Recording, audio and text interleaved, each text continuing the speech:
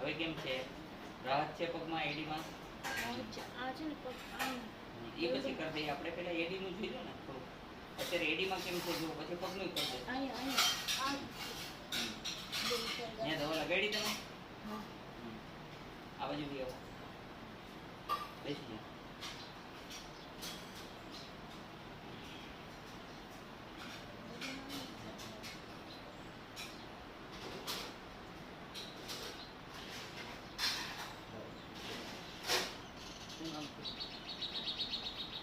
મગજ થોડોક ઠંડો રાખો એટલે કાંઈ વાંધો નહીં. તમે બીમાર છો એનું કારણ છે તમારે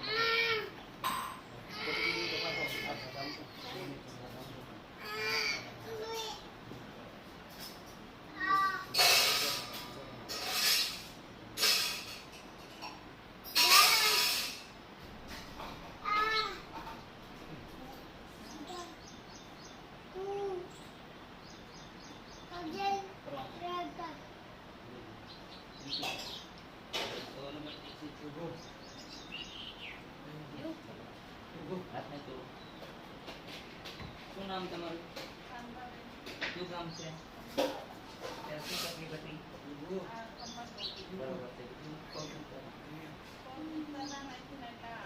અત્યારે આપને કેમ છે? તમને શું છે? અત્યારે કેમ છે? સારું છે? તમને સારું છે? નહીં, તમારે ત્રાસ નહીં થવાનો. અને ગેસ નહીં થવાનો.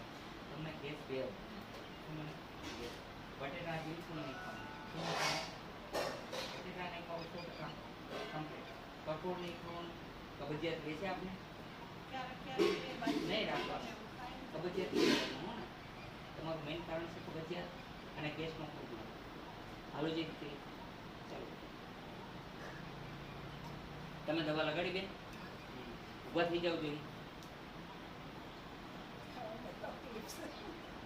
તમે આટો મારી આવ્યા મેલેડીમાં? અહીંયા 100% એક દીકરી ખાશે. કેટલા ટકા? ઈશ્વરની કૃપા હશે એટલે એક દીકરી આપશે. ઈશ્વર માટે 100% ભરોસો કરજો, મારી ઉપર નહીં. હું એક સામાન્ય વ્યક્તિ છું. હું કાંઈ જ નથી. જે કાંઈ છે ભગવાન છે. એને જોયા નથી પણ મેં એના અનુભવ કર્યા છે. અમે જીવતા માણસોનો સપોર્ટ માંગેલો પણ કોઈ વાર મળેલો નહીં. પણ ઈશ્વરનો જ્યારે મેં સપોર્ટ માંગેલો ત્યારે મને મળેલો. એટલે હું એમની ઉપર યકીન કરું છું અને અનુભવ કરેલી વાત કરું કે ઈશ્વર છે. દેખાતા નથી પણ છે. અનુભવ કરજો. એકવાર તમારું જીવન એને સોંપી દેજો, પછી કહેજો મને કેવી તમારી મદદ કરે છે. હા, જીવતા તો અદેખાઈ ઈર્ખાઈ કરશે પણ આ ઈશ્વર છે, દેખાતા નથી. અદેખાઈ ઈર્ખાઈ નહીં કરે ને તમારું બધું કામ કરી આપશે. એ જ ભગવાન. કેમ છે અત્યારે આપને? સારું લાગે છે બેન? હા, કોરા પડી ગયા ને તો કઈ વાંધો નહીં. તમારે દવા લગાડવાની 2-3 વાર રહેશે ને મગજમાં કંટ્રોલ રાખવાનો. ઓમ પતિયદી પરમેશ્વરાય નમઃ મંત્ર જાપ કરવા. પતિથી મોટો નારી માટે કોઈ ભગવાન નથી. અને એની માટે તમારાથી મોટા કોઈ દેવી નથી. અરસપરસ ક્રોધ કરવાથી શું મળવાનું? જરૂર નથી નેણની, નથી લિપસ્ટિકની, લાલીની. જરૂર છે સ્વસ્થ આત્મા બનાવવાની. આત્માને પરિશુદ્ધ બનાવો. આ શરીર તમારું ગમે એટલું સુંદર કરશો, સુગંધ આવે તો 25 લાખ ઇનામ આપું. આવશે સુગંધ? કાનમાં મેલ નીકળશે, માથામાં ફોડો થાય, આખું શરીર જ દુર્ગંધ મારતું છે. એક આત્મા જેવો છે ત્યાં સુધી બધા તમારી ઇજ્જત કરે. નીકળી ગયા પછી કે કાઢો કાઢો કરે. એટલે ભગવાન કે છે સત્કર્મ કરો. શું કરો? સત્કર્મ. ખોટા કર્મ નહીં કરવાના.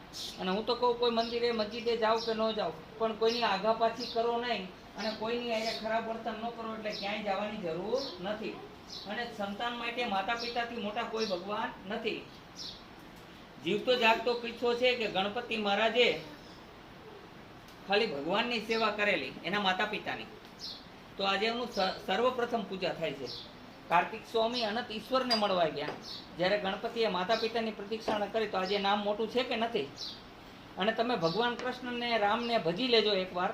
હું ના નથી પાડતો પણ પહેલા તમારા મા બાપ સાથે પણ વ્યવહાર સારો કરો. ભગવાન એ તો જોશે કે નહીં જોવે કે આ મા બાપ સાથે કે વ્યવહાર કેવો કરે છે. હવે તમારા મા બાપે જેને જન્મ આપ્યો, આ દુનિયા દેખાડી, એની હારે જ વ્યવહાર ખરાબ કરશો તો ઓલો તાત્કાલિક કહેવાનો જ છે કે આ પોતાના જે મા બાપ છે એની હારે આવો વ્યવહાર કરે, આ તો સ્વાર્થી છે, કાલ મારી હારે પણ આવું કરશે કે નહીં કરે? એટલે આવું નહીં કરવાનું. માતા પિતાને માનવાના અને સત્કર્મ કરવાના. હા, ખોટે રસ્તે નહીં વળવાનું. કોઈ ગરીબ વ્યક્તિ છે તમારા ઘરની અંદર રસોઈ વધી ગઈ છે અને બાજુવાળા ભૂખા બેઠા છે એવું લાગે છે, થોડી ઘણી આપી દેવાની. 5 કિલો ઘઉં વધારે છે ને સામેવાળાના ઘરમાં ઘઉં નથી તો 5 કિલો આપી દો. 5 કિલો નહીં 1 કિલો આપો ને. શંકર બાપાને હોનાની જરૂર નથી, સાંઈ બાબાને હોનાની જરૂર નથી. જરૂર છે એને તમે આપતા નથી, નથી જોતું એને આપો. છે જરૂર ભગવાનને? મહાદેવ છે મહાણમાં રહેવા વાળા, અહીંયા હોનાના પતરા ચડાવે. શું જરૂર છે એને? હાલો. અરે શંકર બાપાને ગમતું જ નથી. શંકર બાપા ચોખ્ખું કહે કે મને મહાણમાં રહેવા દો, હું મહાણીઓ છું. હા?